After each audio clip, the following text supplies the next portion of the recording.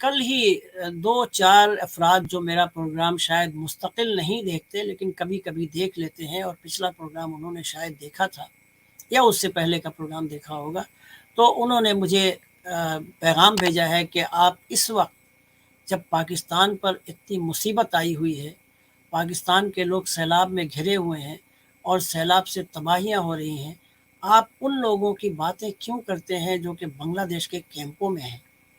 आप इनकी बात क्यों नहीं करते, इन पर प्रोग्राम क्यों नहीं करते?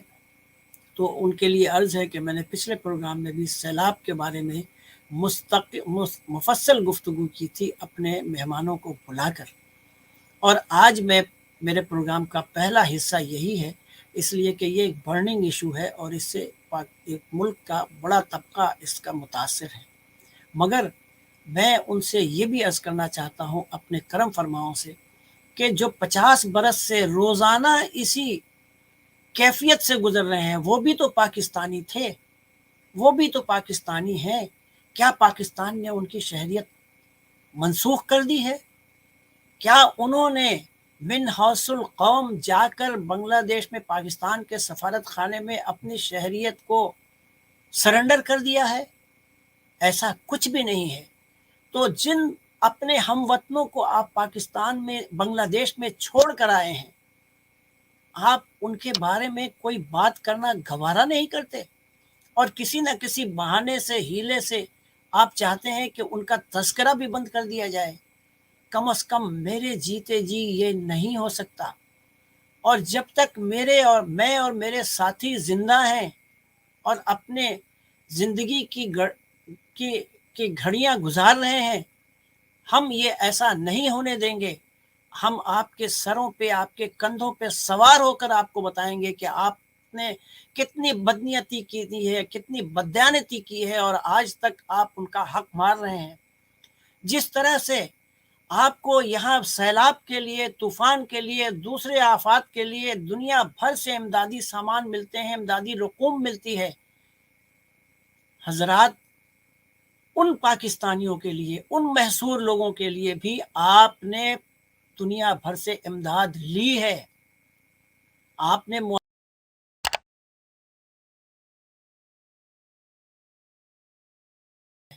से फरीकी मुआहदा, और आपने पाकिस्तान, बांग्लादेश और भारत से एक साथ बैठकर मुआहदा किया है। फिर आपने 1988 में मुस्लिम वर्ल्ड लीग के साथ मुआहदा किया है, मक्का बेस्ड गवर्नमेंट ऑफ पाकिस्तान ने मुआहदा किया है कि उन तमाम लोगों को कैंप से हम लेके आएंगे। फिर 1992 में आपके उस वक्त के वज़ीर आज़म नवाज शरीफ साहब, उस वक्त की वज़ीर आज़म बांग्लादेश की खालिदा जिया साहबा ने मिलकर बैठकर ये एलामिया जारी किया है, मैं आपको दस्तावेज दिखाता रहता हूँ, कि उन तमाम लोगों को पाकिस्तान में लाकर मगरबी पाकिस्तान, पंजाब में आबाद किया जाएगा। तो आपके पास इमदादी रकूम भी मौजूद है राबता ट्रस्ट में, 2 से $2.25 अरब रुपए 3-4 साल पहले तक मौजूद थे, और $50,000 भी उस वक्त जमा हुए थे 1988 में, और आज वहाँ मौजूद हैं, बैंक में आपके पास है। गो कि वो फ्रीज हो चुका है, लेकिन वो उसको कोई ख़त्म नहीं कर सकता, उसको डोमिनेट नहीं, उस पर डोमिनेशन नहीं किसी का होगा जब तक कि वो रिलीज़ नहीं होगा यूएनओ से, और पाकिस्तान ही उसको रिलीज़ करा सकता है, इसलिए कि स्टेट एक्टर है। तो आपके पास पैसे मौजूद हैं उनके लिए, आपने उनको जहन्नम में छोड़ा हुआ है। आपको मालूम है वो किस तरह से रहते हैं? कभी मेरे प्रोग्राम यूट्यूब पे जाके आप देख लीजिए, हिस्ट्री रिविजिटेड में सारी चीज़ें आपको मिलेंगी। और जनाब, उनको लाकर आबाद करने में भी आपका कुछ नहीं जाता। जो बंगाली पाकिस्तान से, मगरबी पाकिस्तान से अपनी जायदादें छोड़कर गए हैं, उनका हक कानून के तौर पर अगर किसी को मिलता है तो वो बांग्लादेश में कैंपों में महसूर लोग हैं, कि जब कभी भी वो पाकिस्तान आएंगे, अगर आए, अगर अल्लाह लाया, तो उन मतरूका इमलाक का हक सिर्फ उन्हीं को है और किसी को नहीं है। ऐसे इमलाक एक्सचेंज में दी जाती हैं, ऐसे इमलाक पर ना हुकूमत कब्जा कर सकती है, ना कोई और कब्जा कर सकता है। तो जनाब, ये आपकी बददियानती है कि आप उनको आज याद करने के लिए भी तैयार नहीं हैं।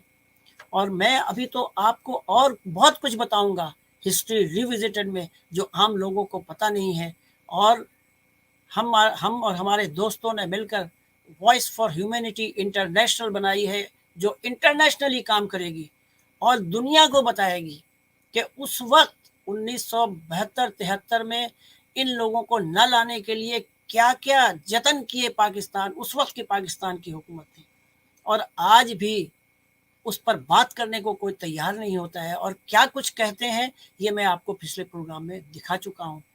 तो नाजरीन, इसी के साथ में ये जो सेगमेंट है मेरा, आज के लिए मैं यहीं पे इसको ख़त्म करता हूँ।